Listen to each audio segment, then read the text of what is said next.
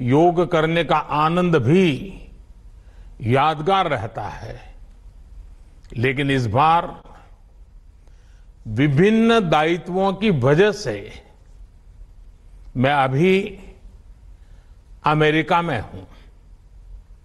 इसलिए आप सभी से वीडियो संदेश के माध्यम से जुड़ रहा हूं। साथियों, आपको ये भी बता दूं कि भले मैं आपके बीच योग नहीं कर पा रहा हूं, लेकिन योग करने के कार्यक्रम से भाग नहीं रहा हूं।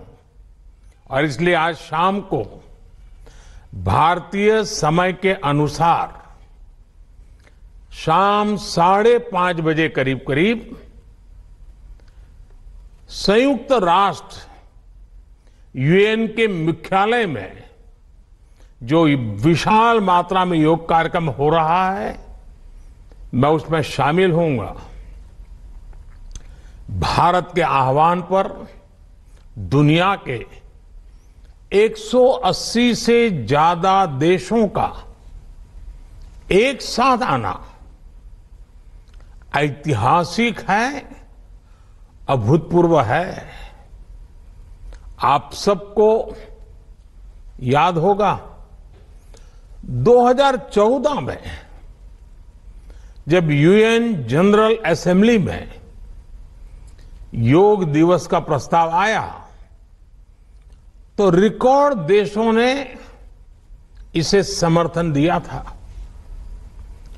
तब से लेकर आज तक अंतर्राष्ट्रीय योग दिवस के जरिए योग एक वैश्विक आंदोलन बन गया है, ग्लोबल स्पिरिट बन गया है। साथियों, इस साल योग दिवस के कार्यक्रमों को ओशन रिंग ऑफ योगा इसने और विशेष बना दिया है।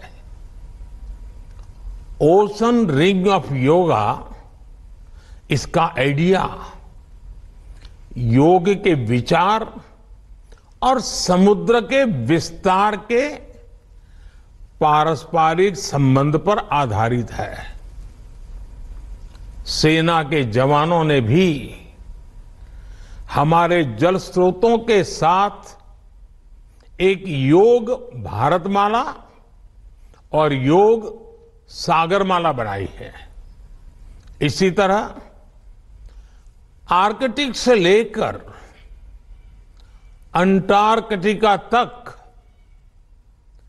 भारत के 2 रिसर्च बेस यानी पृथ्वी के 2 ध्रुव भी योग से जुड़ रहे हैं।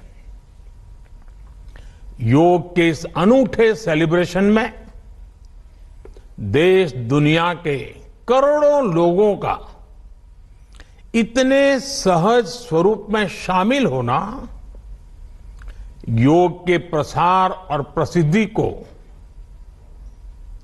उसके महात्म्य को उजागर करता है। भाई और बहनों, हमारे ऋषियों ने योग को परिभाषित करते हुए कहा है, युज्यते एतद इति योगः, अर्थात जो जोड़ता है वो योग है।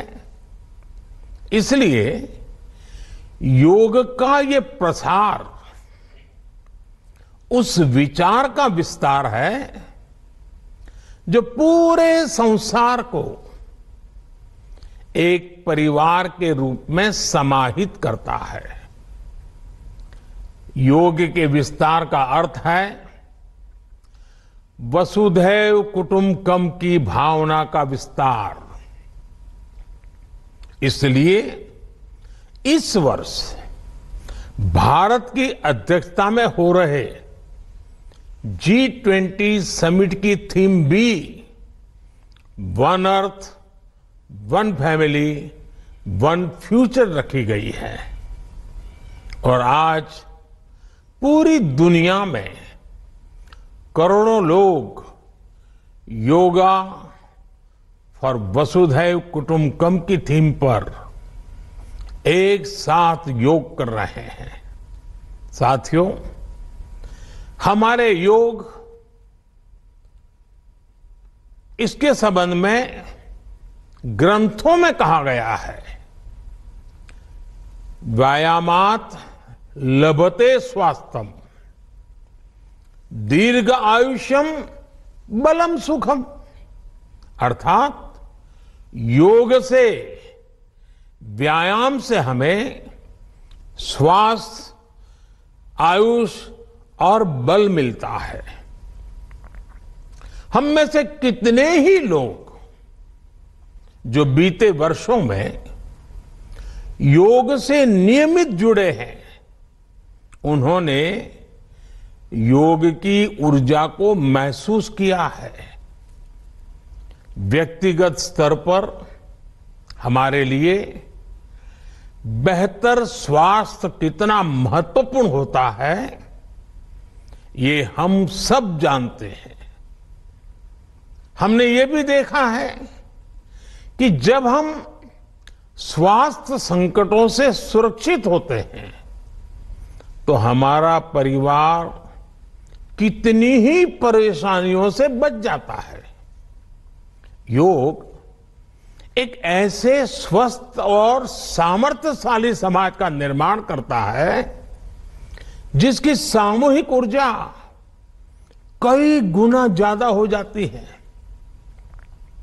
बीते वर्षों में स्वच्छ भारत जैसे संकल्पों से लेकर स्टार्टअप इंडिया जैसे अभियानों तक, आत्मनिर्भर भारत के निर्माण से लेकर सांस्कृतिक भारत के पुनर्निर्माण तक, देश और देश के युवाओं में जो असाधारण गति दिखी है, उसमें इस ऊर्जा का बहुत बड़ा योगदान है।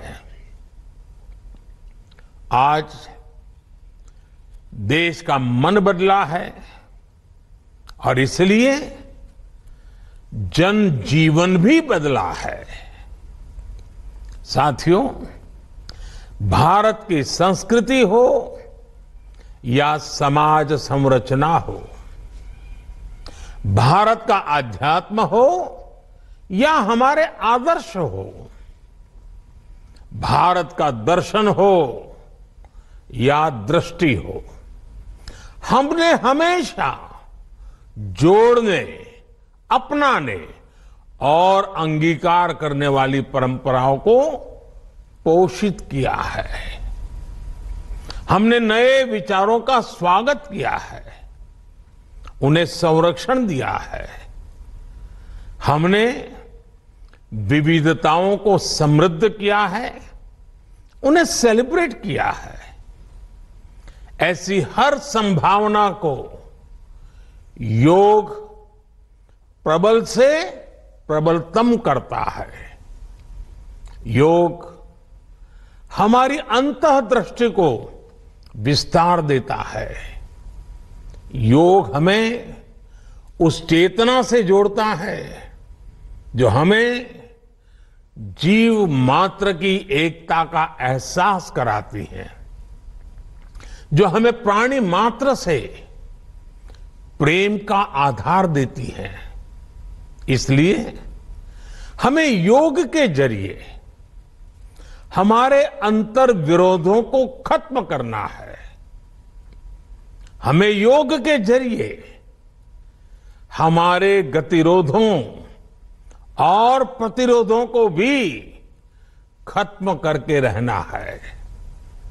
हमें एक भारत श्रेष्ठ भारत की भावना को विश्व के सामने एक उदाहरण के रूप में प्रस्तुत करना है। भाइयों बहनों, योग के लिए कहा गया है, योगः कर्मसु कौशलम, यानी कर्म में कुशलता ही योग है। आजादी के अमृत काल में ये मंत्र हम सभी के लिए बहुत अहम है। जब हम अपने कर्तव्यों के लिए समर्पित हो जाते हैं तो हम योग की सिद्धि तक पहुंच जाते हैं। योग के जरिए हम निष्काम कर्म को जानते हैं। हम कर्म से कर्म योग तक की यात्रा तय करते हैं।